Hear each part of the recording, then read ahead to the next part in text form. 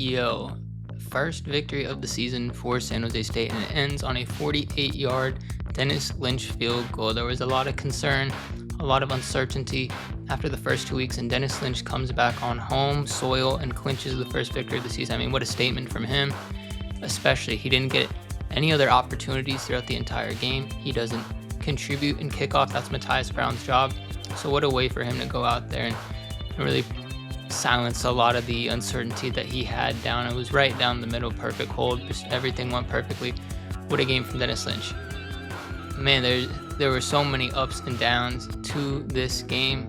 I have the checklist here of things we're going to be breaking down. I'll put some different graphics and different things on the screen, but of course I think the biggest play of this game was the Dennis Lynch field goal. I think the second biggest play of this entire game is Jabari Bates, that 87-yard touchdown in the second quarter. When they go down 14-0, it felt like defeat already in the second quarter. It was like, man, they're not moving the ball. They're hitting 2 runs and going 3 and out. It was rarely difficult, especially these long drives that Idaho was able to put together. But Jabari Bates sparks momentum right back into Sefco, and what a electric thing he's been able to bring. Week 1, I don't even know if he got a carry in the backfield in week 1, but he had a 66-yard kickoff return that really sparked some juice into that team when they needed it that week.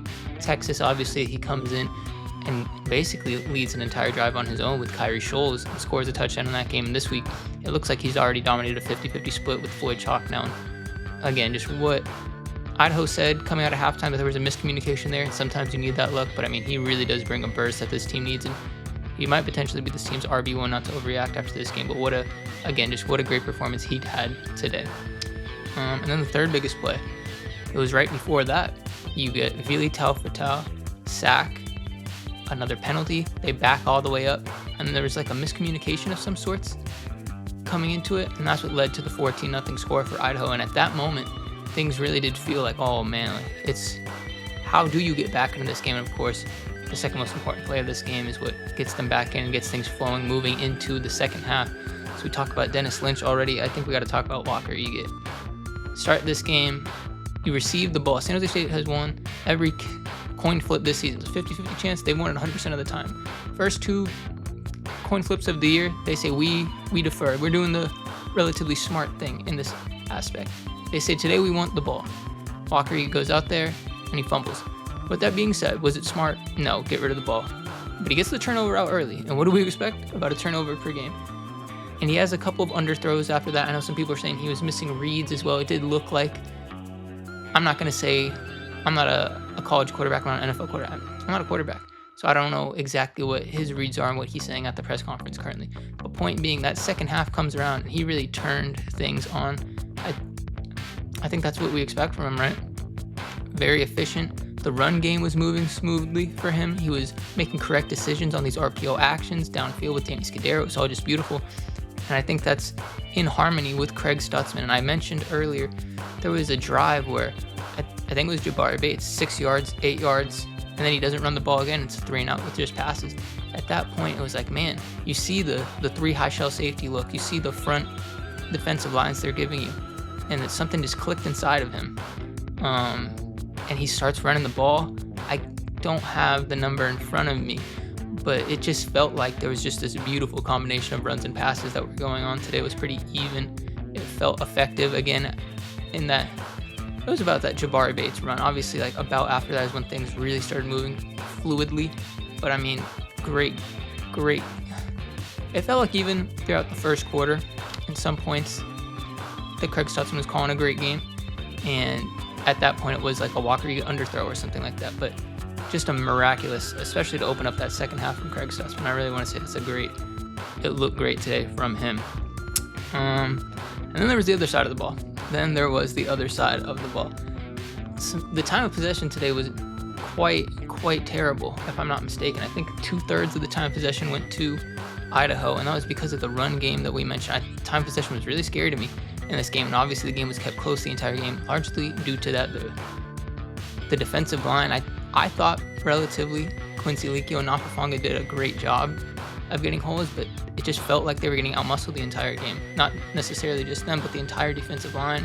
In the front, we didn't hear Jordan Pollard's name a lot today. Normally someone is routinely in double-digit tackles. I mean, it just felt like Idaho who statistically is the smaller team, was bullying in the trenches for the most part today. And you saw that. I think Joshua Woods, the best quarterback that they've played all year, Arch Manning, and the 3 QBs that were getting subbed in at Central Michigan, they could not compare to what Joshua Wood was doing today. He was extending plays. He was making correct decisions with the ball. Did he have a couple of underthrows? Yes, like he's human, But a really great game from him today, and you see why he was at the Division I level prior to today's game. But talking more about that defense, the third down conversions going in this game, everyone, it looked great. I think they'd only allowed 4 all year with like 25 attempts or something like that. Third down conversions were being converted. I mean, it wasn't as bad. It's not like it was some ridiculous number, but 5 for 5 on fourth downs was really hurting them, not being able to get off the field in these high intensity situations. And one of them, as we'll mention a little bit later, there was a field goal attempt that went for no points, but who knows if I'm not mistaken, it was pretty far back at that point. There was no real, hey, let's see if we can get this one, but fourth down was a real problem today that allowed Idaho to stay in this game and convert several touchdowns, one of them being on a fourth down. When the initial depth charts came out, people were wondering who replaces DJ Harvey and Michael Dansby in that secondary. A redshirt freshman was the one that got the cornerback 1 position, was Jalen Thomas. In a game like today, and I understand that it is against an FCS school, but he looked great today. Did he have, I think it was a touchdown on him on the south side of the field? Yes. But I mean, a lot of pass breakups today, a lot of deflections. He was staying relatively with his men. There was only off the top of my head were there 2 times where I thought, man, he kind of got worked there. And that touchdown, I think, was just a great pass from Joshua Wood. Again, miraculous game from him today. Best quarterback play I've seen against the Spartans so far this season. But Jalen Thomas looked really good. And then after today, the secondary was kind of getting worked as well.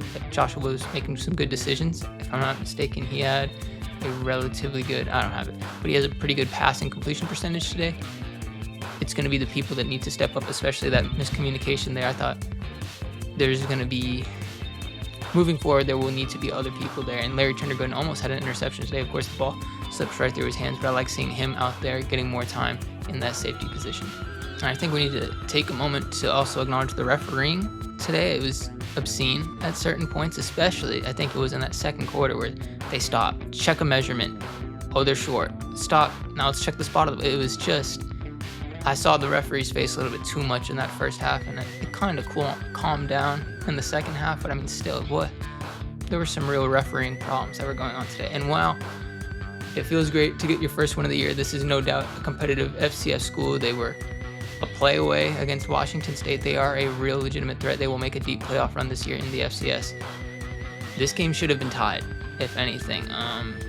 They missed a field goal to end the first half. This game should have been 31-31 if he makes that field goal. And at that point, if he does, San Jose State's playing down for that final drive. Who knows the situations that Dennis Lynch is under at that point. Obviously grateful that he makes that kick and wins the Spartans their first game of the season, but it's a whole new ballgame if that kick gets made. Again, the time possession battle, lost again. You were playing behind for a lot of the game in a game that you were favored by 2 touchdowns. And I think you obviously temper expectations moving forward with this team. I thought their run defense was going to be great this season. It does not appear that will be the case through 3 games, but there was a really close game against Idaho. Stanford's going to be a much, much larger test. They already had beaten Boston College moving into this week. Winning this game it's great, because if you lose this game, there's huge questions moving forward about where this program lies. I know it's only been 3 weeks, but there are some very large questions that need to be asked in the event that you lose this game. But with this victory, all things are solved. Some things will definitely need to be cleaned up. I think having only 1 turnover compared to 4 in the previous games, great start. But I mean, what a victory. What an up and down roller coaster. Again, some things will need to be addressed, but it looks great that they have their first win of the season with positive momentum heading into Stanford. And I said it in the preview to this season, I think San Jose State fans will honestly outmatch, or I think they will outnumber Stanford fans going over in their place in Palo Alto. I don't think that they have the numbers this year, even after coming off a big win in the ACC. It'll be very interesting to see how things look against them. Let me know your thoughts about this game down below in the comment section. Thank you for watching, and please subscribe. Thank you.